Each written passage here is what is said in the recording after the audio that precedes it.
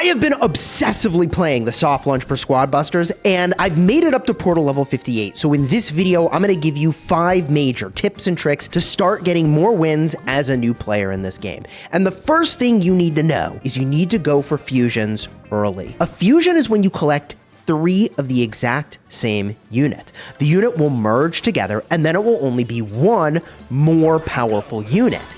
Now, what this does is it actually will reduce your cost to recruit more units to your squad. Every time you add a new unit to your squad, your gold cost is going up. But a fusion reduces your total units, which makes your cost go down, which means you start to build a better economy. We'll talk more about economy in a little bit. I know it's like a battle royale game, but what makes it fun in part is you have this gold economy working on the side.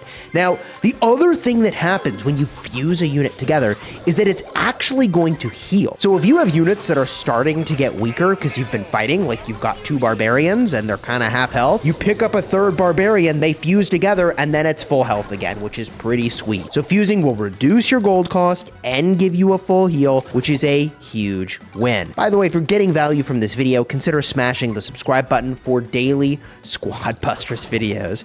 Now, the next thing you need to do is focus on your economy right from the start of the match. And you're like, economy? What are you talking about? You want to find a way to get lots of coins. And there's a couple ways to do this that when I was a new player, I was like, these units suck. They're so stupid. And now I'm like, oh, these are actually the best starting units in the game. One of them is Greg, the lumberjack. The dude cuts down trees and gives you a ton of gold coins. And that gold coin number goes way up as you star up your Greg. So he can actually, when fused, so you collect 3 Gregs, they fuse, he can instantly fell a tree, and you can run around the map, you can fight something, you can take a couple steps, fell a tree, take a couple more steps, fight something, take a couple more steps, knock down a tree, and you start to just build up an absolute snowball of economy. You collect a bunch of units, and sure, the Greg is not a great fighting unit, but you offset that by getting way more velocity on the number of troops you're putting into your squad, and then you start smashing folks.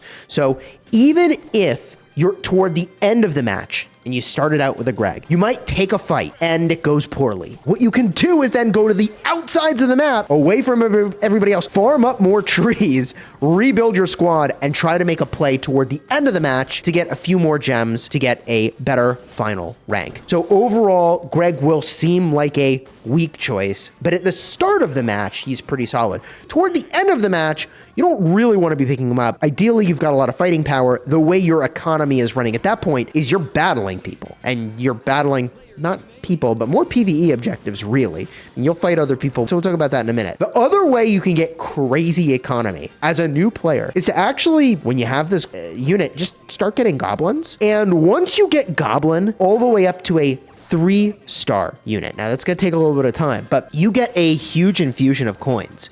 So you can just pick up goblins until you just have fused them up and get a ton of coins as you're doing that.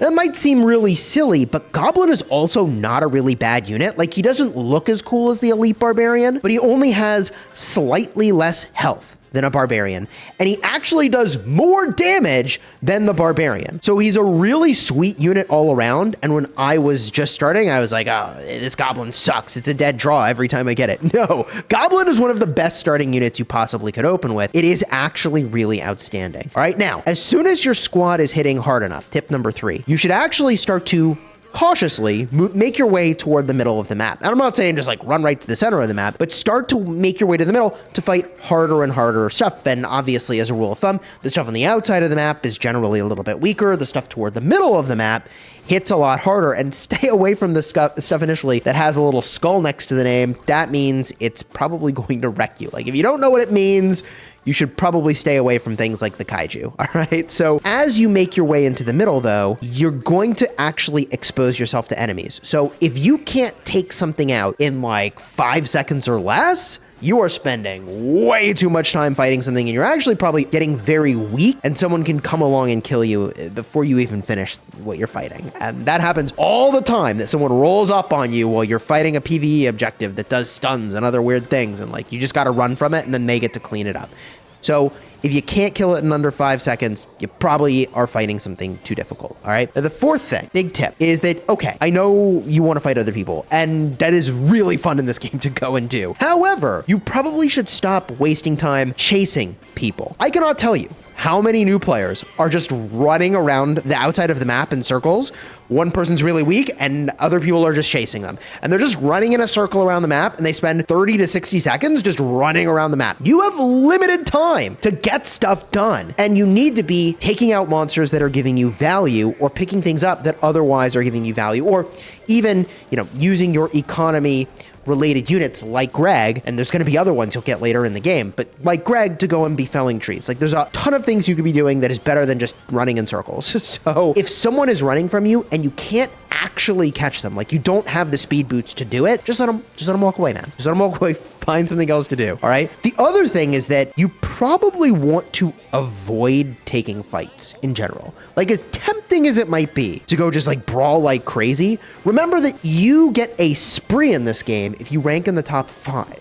All you have to do is rank top 5 and you have a spree going after a couple matches. And you get more loot at the end of a match if you've got a chest going, if you're on a spree. You can get upwards of 3 extra sort of pulls on the chest. So you want to continue your spree. To continue your spree, you only need to be in the top 5. In my experience so far, unless you absolutely dominate an enemy, you're gonna take some amount of damage, and by virtue of fighting someone, even when you win, you are weaker for a time, and other people can roll up and knock you out, or overall, your ability to sort of bully the positions where you want to hold and get the better PvE objectives diminishes greatly by virtue of taking especially tough or nearly even fights.